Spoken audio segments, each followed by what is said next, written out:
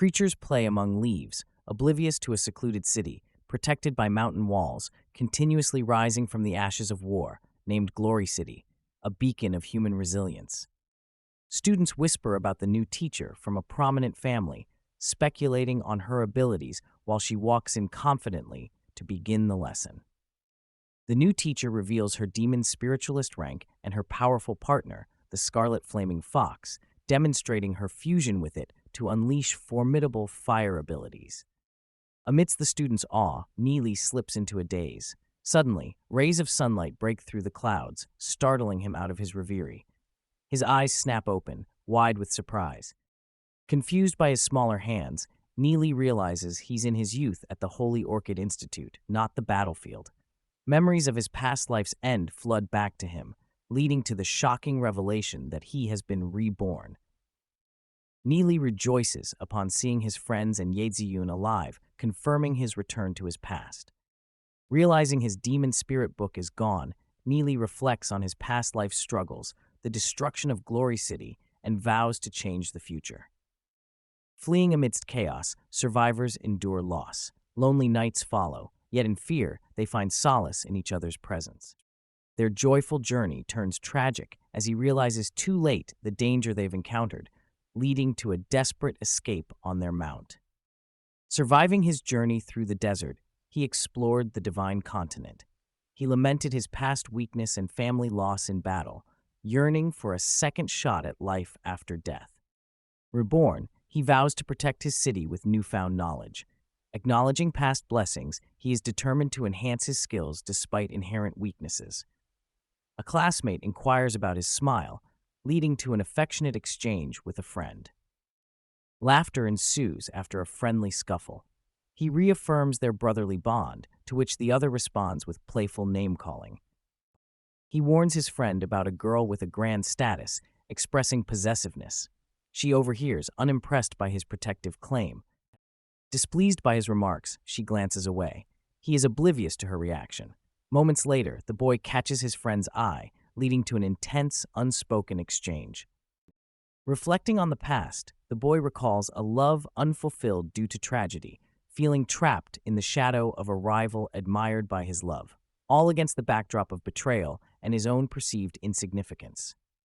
Reunited by mystical means, the boy confronts his rival, only to be called weird by the girl he longs for, leaving him with a bittersweet grin.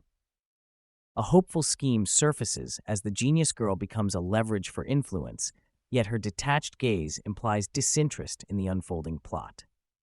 A red-haired woman addresses students, imposingly revealing the world's harsh reality and their prospective roles as elite protectors, underlining the importance of rank and family legacy in their society. The red-haired woman emphasizes the unyielding class structure, telling students to abandon any dreams of rising above their station, as a rigid societal hierarchy governs even the nobility. The students listen, some with resignation, others with a hint of defiance. A student recalls the valor of Dronzer, a hardworking commoner who achieved gold rank and fought for Glory City without noble support. As nobles fled, he stayed, revealing the irony that the nobility, often seen as pillars of strength, were the first to abandon their city in its time of need. An eager student interrupts the lesson, questioning the teacher's claims about the city's history and humanity's sole survival. Challenging the teacher's knowledge, the student prompts discussions, questioning the certainty of humanity's sole survival amid unexplored territories. The student confidently counters the teacher's skepticism with an offer to provide a story as evidence for his claims. A frog from the bottom of a well only knows the sky through the opening above, mistaking its limited view for the entire sky. The girl finds Nie Lie amusing, and he receives admiration from his peers for his daring attitude, challenging authorities and defying expectations.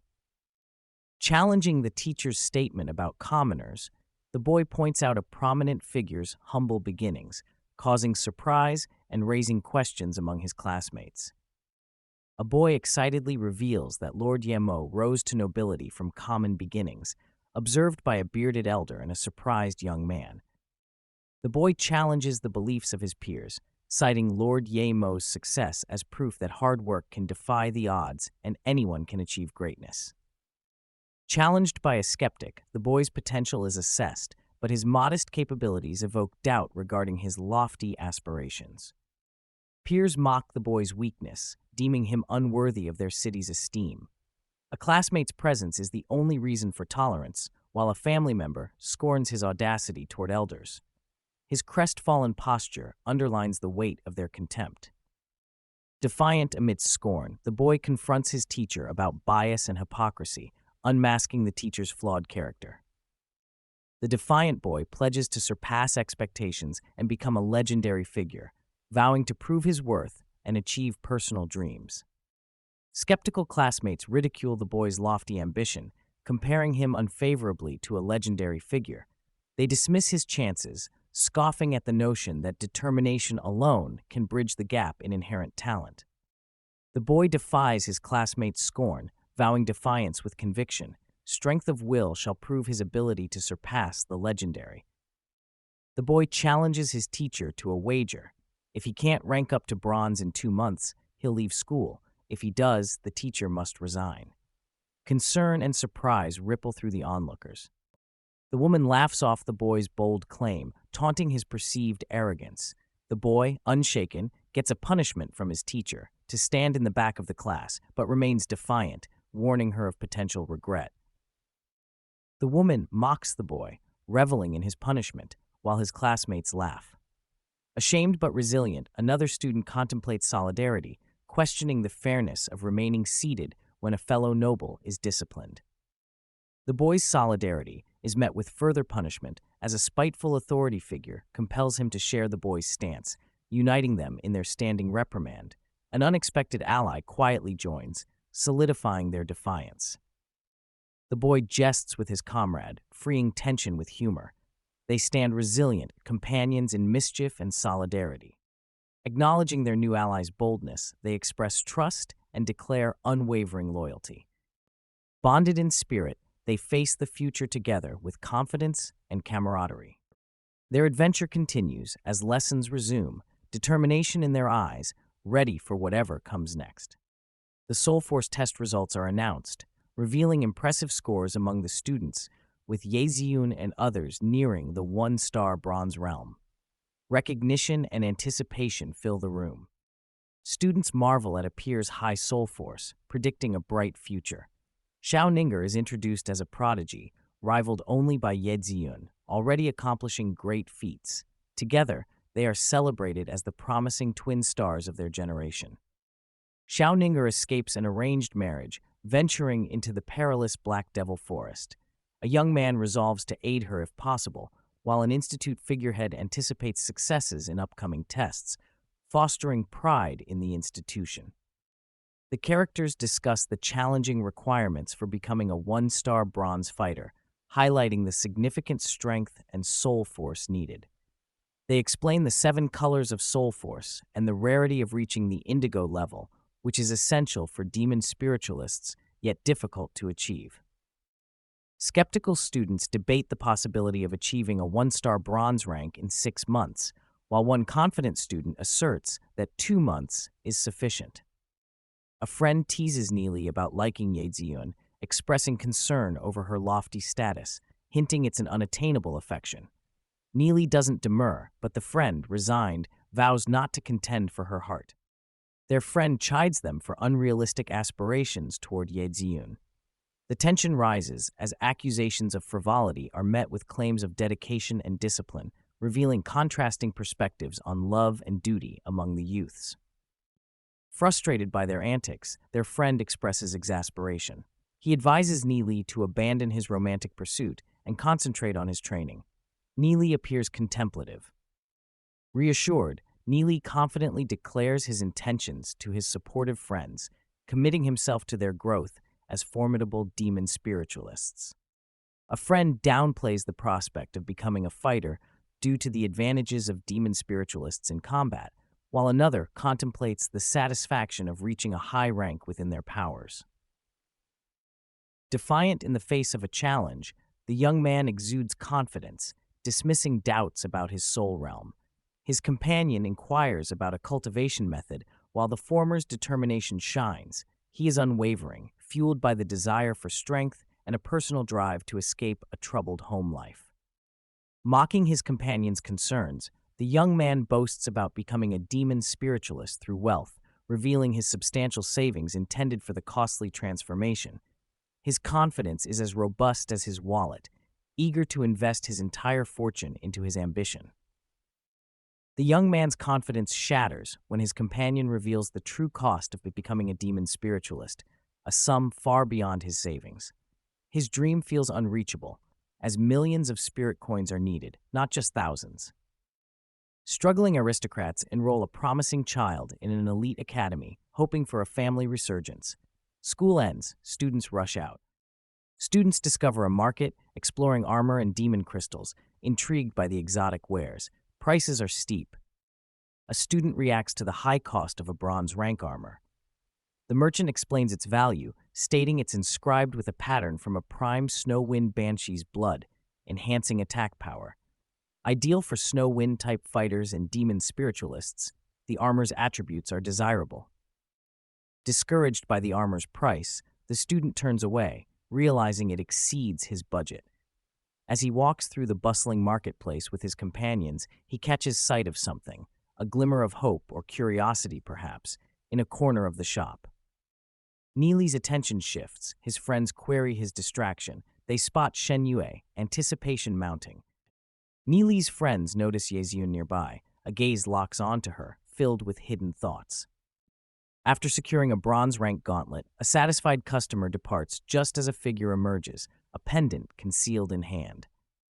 A customer flaunts their purchase, capturing the admiration of bystanders, while a resentful onlooker scowls at the attention received. Admiration turns to shock as a rival launches an unexpected attack on the flaunting customer.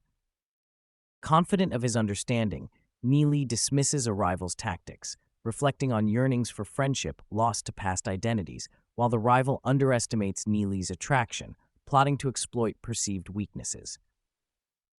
Nie Lie delegates the purchase of crossbows and bolts to Lu Piao, cautioning him against overpaying. They agree to reconvene at the school's training grounds, where Nie Lie admits to skimping on expenses due to a limited allowance, while seeming smug about his strategic maneuvering. Nie Lie instructs Duze to purchase Black Pond grass, then acquires some lower-tier fusing agents. They realize their missing items, find the needed zoysia grass, and continue their task. Duze acquires Black Pool and zoysia grass as Nie Lie explains their properties and potential combination to amplify effects. Inquisitively, Duze learns the strength of the paralysis effect from Nie Lie. Nie Lie elaborates, noting the avoidance of zoysia grass by horned sheep. Duze, connecting dots, suspects Nie Lie's expertise as an alchemist. They decide to move on. Nie Lie reflects on his past encounters with true alchemy and gauges his own skills. Preparing a potion, he readies to join his friend Lu Piao at the training grounds. Nie Lie arrives at the colossal doors of the training grounds, reminiscing about their origins from the formidable demon spiritualist lords as he steps into a new chapter of his journey alongside Lu Piao. Lu Piao, frantic and determined, bursts into laughter, arriving with a dramatic flair as Nie Lie gazes in bewilderment. Lu Piao vents about crossbows, while Nie Lie, proudly donning new armor, shares info about the training grounds. The students prepare to hunt horned sheep, acknowledging the need for caution. A horned sheep munches leaves, unsuspecting. Hidden, a student crouches, eyes intent. His presence surprises the beast. The young student realizes the danger as the territorial horned sheep notices his presence, and he braces for a potentially aggressive confrontation. Panicked, the student dodges the charging sheep while his terrified companions frantically urge to shoot the rampaging animal. The student evades the sheep. A companion prepares to shoot, but the animal's injury makes the encounter more dangerous. The sheep nimbly sidesteps the flying arrow, taking both hunters by surprise. The archer's frustration is palpable as arrows miss their mark, splashing into a nearby pond. The enraged beast charges, slashing through trees with its horns. The archer panics, realizing their foe's fury. His companion fumbles with her bow, unable to ready another shot. The beast lunges at Nie Lie. He tumbles, barely evading its deadly claws. Panic sets in. Nie Lie's eyes widen in terror as he fumbles for his weapon. With a deft click, his bow is ready. He unleashes an arrow, but the monstrous beast barrels through, causing a violent upheaval of earth where Nie Lie just lay. The danger is far from over. Relieved, Nie Lie stares at the fallen beast, incredulous at their fortune. The drug had worked, taking down the monstrous threat. Surprised by their success, the group discusses the potent drug's effects. Compliments and teasing fly about, with Nie Lie's archery prowess earning particular praise, revealing his youth belies his skill. The group is excited to collect their rewards after a successful hunt. They plan to sell the parts of their prey for profit, optimistic about clearing debts and paying for school fees, showing a determination to keep hunting without rest. The group faces unexpected trouble while a member chops wood. A creature suddenly attacks. Despite the setback, they overpower the creature and proceed to the counter to trade their loot, undeterred by the night's challenges. As dawn approaches, the group celebrates their successful hunt, tallying a rewarding haul of demon spirit coins to be divided among themselves. The hunters balance nighttime excursions with daily education. Concerns grow over dwindling prey and odd occurrences, unaware of the lurking predator's call, breaking the midnight silence. After 7 days of toil, the weary hunters express relief at their earnings, longing for rest. With plans diverging, they separate, some eager for sleep, while one declares a different agenda for the next day. Venturing alone into the woods, the young explorer's curiosity is piqued by an unexpected discovery, a mysterious human presence amidst the quiet forest. The young explorer stumbles upon a person engulfed in a mysterious cyan light, realizing its soul force, and they're on the cusp of upgrading to bronze rank. The explorer recognizes the person amidst the cyan aura, overcome with awe and alarm. The explorer learns Xiao Ninger has returned to the Institute after an illness, intrigued by her determination and reputation as a beauty. Friends squabble over Xiao Ninger's engagement to Shen Fei, discussing the implications for their families and status. Tensions rise as they confront their own positions, highlighting one's perceived inadequacy. He watched Xiao Ninger's dedication to cultivation, concerned her illness would worsen. Deciding he couldn't ignore it, he stepped out to intervene. Startled, she sensed his presence and turned sharply, dagger in hand, asking who's there. Relieved, she recognizes Nie Lie from her class. They exchange questioning glances, both wondering what the other is doing in the forest so late at night. She accuses him of lying about his late-night stroll. He admits she's known his true motives all along. They banter about each other's knowledge and intentions, revealing a playful tension between them. Teasingly, he stutters her name, watching as she heads back to practice. She chides his behavior inwardly, yet he appears oblivious, questioning her persistence with a bemused gaze. He reveals his awareness of her nightly pain, leaving her shocked and curious about the depth of his knowledge. He diagnoses her with extreme coldness, a condition aggravated by her cultivation method. If untreated, it threatens her life as she advances in rank. He warns her about the increasing side effects of her cultivation method, and she expresses frustration over her efforts to avoid an unwanted marriage and gain power, now threatened by the risk of self-destruction. Desperation strikes her. With tears streaming down her face, she pleads for his help to escape her dire predicament. He reveals the illness is treatable, prescribes a special massage and a daily medicine, emphasizing she must stop her dangerous nighttime practices for a full recovery. She complies with Nie Lie's request to check her soul cultivation technique, though wary of being deceived, and begins to demonstrate. Hesitant yet resolved, she hands over her scroll. Their fingers brush, the exchange is made. Disappointment and skepticism fill the air as she steps back, contemplating a bitter truth. Their once mighty lineage now clings to inferior practices, a far cry from its glorious past. He brushes off her inquiry, but then critiques the ancient soul cultivation technique, offering a revision to prevent its harsh consequences, while she defensively recalls its prestigious origins and rank, skeptical of his bold changes. He finishes outlining his adjustments to the cultivation technique. She's taken aback, a mix of determination and concern on her face, urging him to repeat his insights. It becomes clear, though, that he doubts whether she truly grasped the earlier explanation. He explains the essence of soul energy redirection. She admits inwardly she doesn't comprehend his words, but recognizes the depth and improvements in his ideas over her current understanding. Realizing his potential, he vows to become a legend and win Glory City's most beautiful woman, defying those who once mocked him. She ponders on being the most beautiful woman while he nervously deflects. After questioning his attention, he tries to shift the conversation to the redirection technique, implying a personal boundary. Accepting the treatment, he acquiesces to the redirection technique for healing, setting their plan into motion for recovery. He notices her bruise, she acknowledges its inconvenience, and braces for a swift healing process. She sits, hiding embarrassment. He conjures a healing flame, contemplating adolescent overthinking. He applies the healing flame to her injury, clarifying his intentions and expressing a wish for friendship while she silently acknowledges the gesture. She winces as the healing begins, discomfort evident, but the pain is fleeting. Grateful, she looks up, her modesty displaying her youth and innocence as the observer notes her unrest. She endures the healing process, describing the pain's intensity. The bruises had been a source of suffering for months, but through perseverance, the pain had been manageable. Now, thanks to Nie Lie's intervention, the once unbearable pain has significantly lessened, and she expresses her appreciation for his aid. He completes the healing, warning of residual pain. She thanks him, yet hesitates, prompting his concerned inquiry. Embarrassed, she reveals another bruise needs attention. He reacts surprised, inferring its age.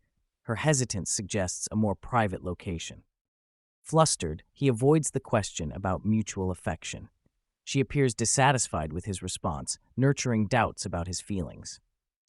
He smiles confidently, certain she'll reciprocate his feelings eventually. She mocks his one-sided affection, yet finds his confidence puzzling. Worried about falling behind, she reflects on needing help, considering accepting it from Nie Lie. As she reaches for a door, her hand trembles. Nie Lie notices, shocked. Startled, Nie Lie turns to find his friend unexpectedly close behind, her face inches from his eyes widen in surprise. Embarrassed by the awkwardly placed bruise, they share a moment of vulnerability. He tries to reassure her of his intentions, but she remains skeptical, her resolve to prioritize her duties over personal discomfort visible.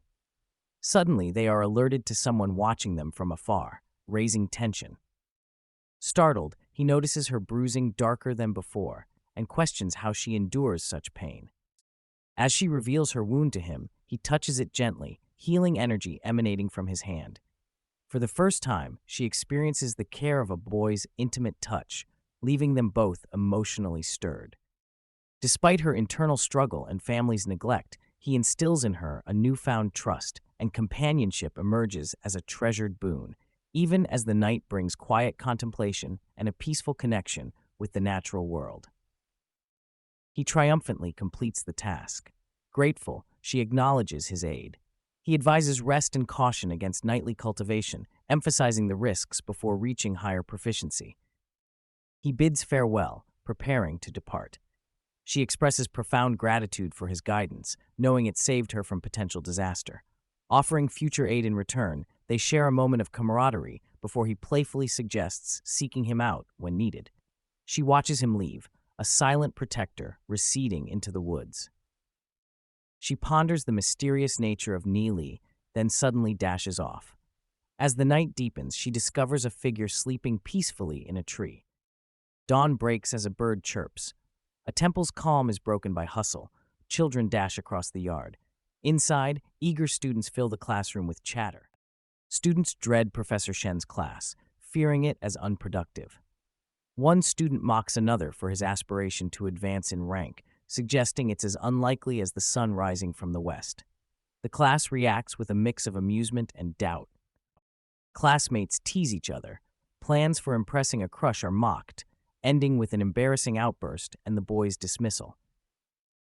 After the confrontation, she walks to confront Nie Lie, stirring whispers and speculation among the other students. Students gossip about Nie Lie's anticipated reprimand from Xiaoninger, noting his low soul energy level as a disadvantage. Suddenly, Nie Lie stands up, ready to face the situation head-on. Friends worry about Nie Lie's impending conflict with Xiaoninger. Nie Lie greets her, despite last night's awkwardness. Nie Lie offers breakfast, while another character claims their usual seat, expressing frustration. Nie Lie made extra portions, unsure of preferences.